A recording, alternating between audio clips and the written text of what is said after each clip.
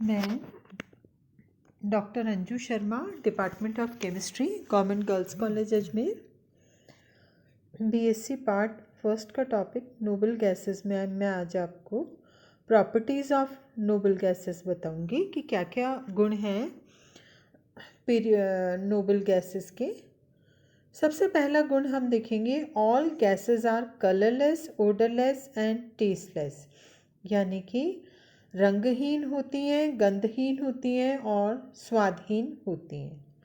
दूसरा गुण है लेस सॉल्युबल इन वाटर, यानी कि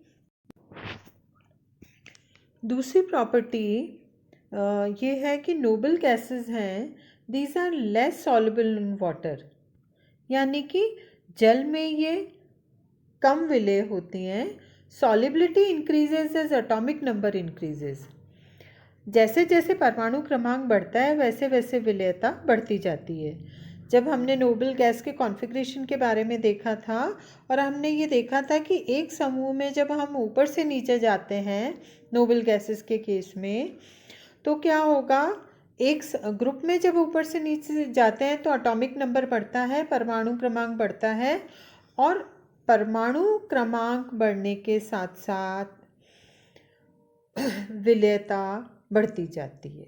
पर solubility decreases as temperature increases, अगर तापमान बढ़ेगा तो विलेयता कम होती जाएगी। आप अंतर देखिए, अगर एटॉमिक नंबर बढ़ेगा तो विलेयता बढ़ेगी, पर अगर तापमान बढ़ेगा तो विलेयता कम होगी। नेक्स्ट, थर्ड प्रॉपर्टी है, due to weak inter atomic forces their melting point, boiling point, heat of vaporization is less. इनके जो एटम्स हैं ये वीक इंटर एटॉमिक फोर्सेस होते हैं, नोबल गैसेस के एटम्स उससे जुड़े हुए रहते हैं। तो क्योंकि वीक फोर्सेस हैं, इस कारण से मेल्टिंग पॉइंट, बॉइलिंग पॉइंट और हीट ऑफ वेपोराइजेशन यानी वाष्पन की ऊष्मा, पर क्वथनांक और गलनांक सभी का मान कम होगा। नेचुरली जब फोर्सेस कम है उनको जोड़ने वाले, तो इन फोर्सेस को तोड़ना भी आसान होगा और इन सभी के मान कम होंगे। In a group atomic weight and atomic number increases, जब हम ग्रुप में ऊपर से नीचे आ रहे हैं तो क्या होगा, परमाणु क्रमांक भी और परमाणु भार भी दोनों ही बढ़ रहे हैं। और जब ये दोनों in a group atomic weight and atomic number increases and also melting point and boiling point increases, तो साइमल्टेनियसली क्या हो रहा है कि मेल्टिंग पॉइंट, बॉइलिंग पॉइंट भी इंक्रीज हो रहे हैं। Next is noble gases not easily liquefied, ये आसानी से लिक्विफिकेशन नहीं होता इन गैसेस का। Ease of liquefaction depends on magnitude of attractive forces. होता क्या है कि कितनी आसानी से इसका द्रवीकरण होगा वो किस पर निर्भर करेगा, magnitude of attractive forces present with in molecules. तो क्या होगा, मॉलिक्यूल्स के अंदर जो अट्रैक्टिव फोर्सेस काम करेंगे उनकी मात्रा के ऊपर निर्भर करेगा कि कितनी आसानी से लिक्विफिकेशन होगा। These gases are held together by weak van der Waals forces। ठीक है, यहाँ पर ये गैसेस में क्या होगा कि weak van der Waals forces काम करेंगे। So these can't be easily liquefied, आसानी से लिक्विफिकेशन इनका नहीं होगा। एज एटॉमिक साइज इंक्रीजेज, परमाणु का आकार अगर बढ़ता जाता है, magnitude of van der Waals forces increases, van der Waals forces बढ़ते जाते हैं, and ease of liquefaction increases from group to down, from up to down in a group। क्या होगा, ग्रुप में जब हम ऊपर से नीचे आ रहे हैं, यानी कि हीलियम से रेडॉन तक, तो क्या होगा, ईज ऑफ लिक्विफिकेशन इंक्रीज होगा। नेक्स्ट पॉइंट, पांचवी प्रॉपर्टी है नोबल गैस की, atomic radius are very high and increases from up to down. एक तो साइज बड़ा होता है और ऊपर से नीचे जब हम जाते हैं तो इंक्रीज होता है। अब क्या होगा, आयोनाइजेशन पोटेंशियल की हम बात करते हैं आयनन विभव की, तो वो बहुत अधिक होता है। नेचुरली पी ब्लॉक एलिमेंट्स का आखिरी एलिमेंट होते हैं ये पी ब्लॉक में, और आउटर मोस्ट ऑर्बिटल जो है इनके कंप्लीटली फिल्ड होते हैं। S2P6 वगैरह व्यवस्था होती है यहाँ पे, यानी आउटर मोस्ट लेयर में, आउटर मोस्ट ऑर्बिटल में 8 इलेक्ट्रॉन होते हैं। तो जब 8 इलेक्ट्रॉन्स होते हैं तो उसमें से इलेक्ट्रॉन निकाला नहीं जा सकता या बहुत ज़्यादा ऊर्जा देनी पड़ेगी, क्योंकि न तो इसमें इलेक्ट्रॉन निकालना आसान होगा और न ही इसमें इलेक्ट्रॉन जोड़ना आसान होगा। सो आयोनाइजेशन पोटेंशियल यानी कि आयनन विभव का मान बहुत अधिक होता है। Decreases in a group from up to down, हम ग्रुप में ऊपर से नीचे तक आते हैं, जब नीचे जाते हैं इट विल डिक्रीज।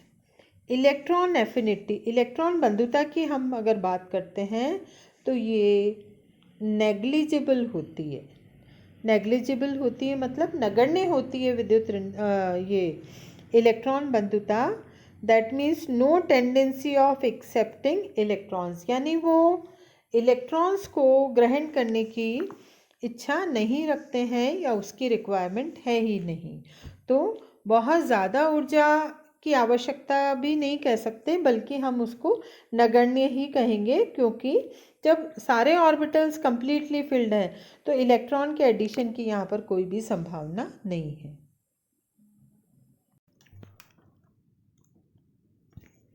अब हम लास्ट प्रॉपर्टी देखेंगे नोबल गैसेस की।